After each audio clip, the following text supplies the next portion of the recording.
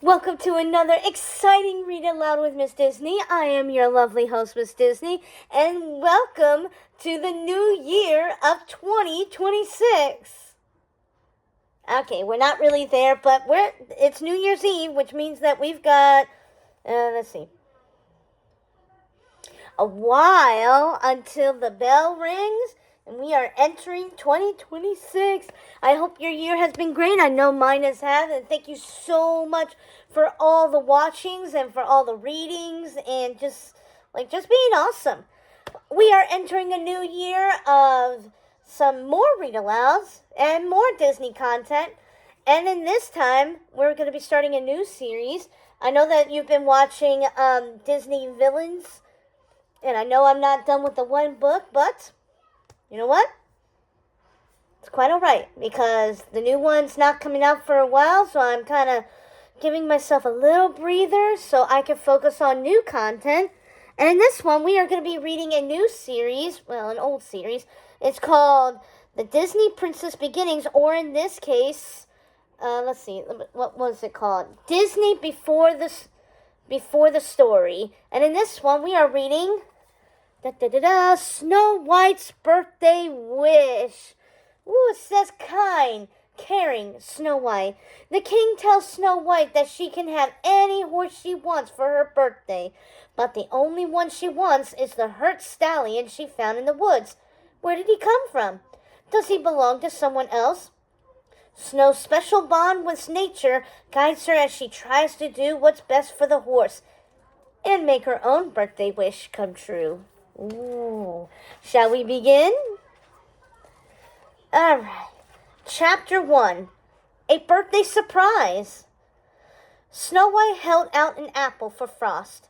She'd snuck a few off the table at breakfast, hoping the sweet red fruit would appeal to the horse.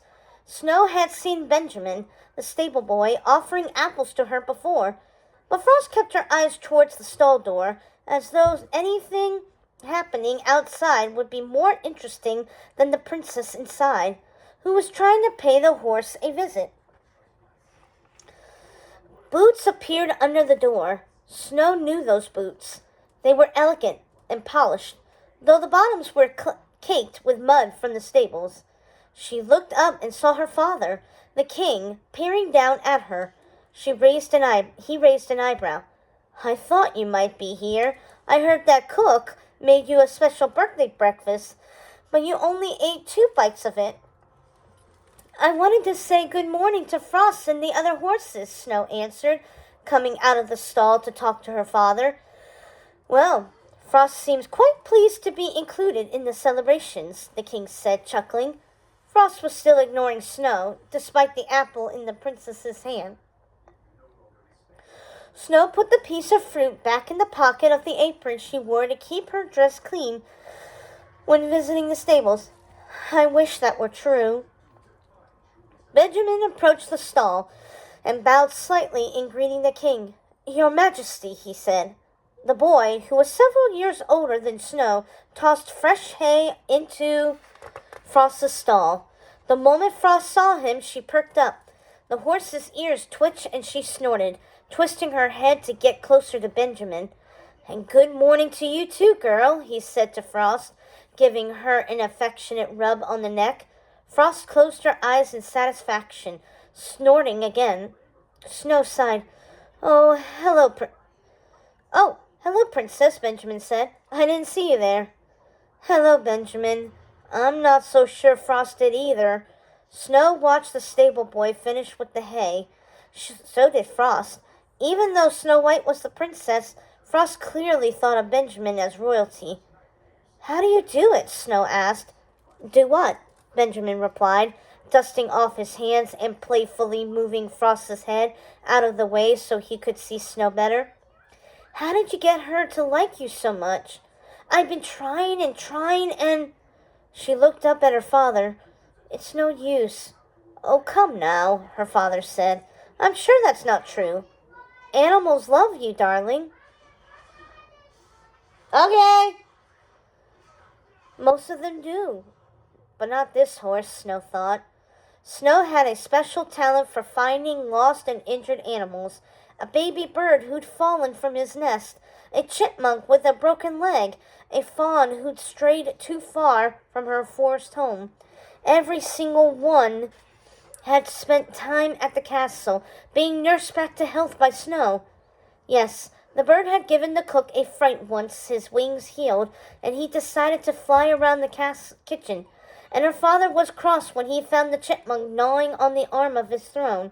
And Benjamin's father, Klaus, the stable master, was startled to find a young deer napping in the stables.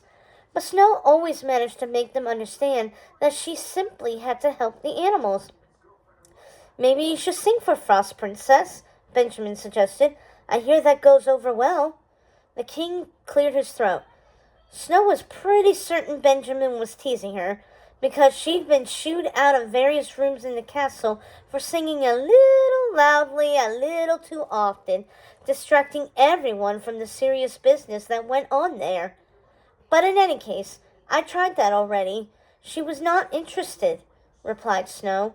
Benjamin chuckled and started to move on to the next stall.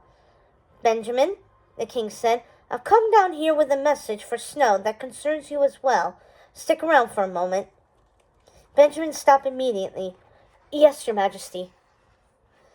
"Darling," the king said to Snow, "this year for your birthday, I'm letting you choose your own gift." "You are?" Snow asked, surprised. "I think it's about time you choose a horse to be your own," the king said. "Oh, Father, what a wonderful gift! Thank you so much!" Snow jumped with excitement. Ever since she could remember, her father had told her that once she was old enough, she would get her own horse. The day she dreamed of had finally arrived. The king continued, "The question is, which horse would you like? Benjamin and Klaus will continue to care for her, of course, but the one you choose will be all yours, to ride, to bond with, to race." Snow grimaced. For years her father had held the title to almost every horse race in the kingdom and beyond. There was a reason his horse was named Champion. To Snow White's dismay, he expected her to share his passion for racing. While she loved riding horses, she preferred a lazy walk over the castle grounds or a casual trot in the meadow. She didn't have the heart to tell her father how terrified she was by the idea of riding a horse at high speeds. What drew her to the animals in the stables and the woods was how much she loved them, not what they could do for her, like win a race. "So, I can choose any horse?" Snow asked. "Any horse," her father answered, "though I have a feeling I know which one that will be." He winked at his daughter. The king was talking about Frost. Snow looked at the horse and noticed that Benjamin, his face serious, was staring at the animal too. It did seem like Frost was the ideal match for Snow. She was elegant and grand, with a name that evoked the sparkling winter. And of course, she was the perfect breed for racing.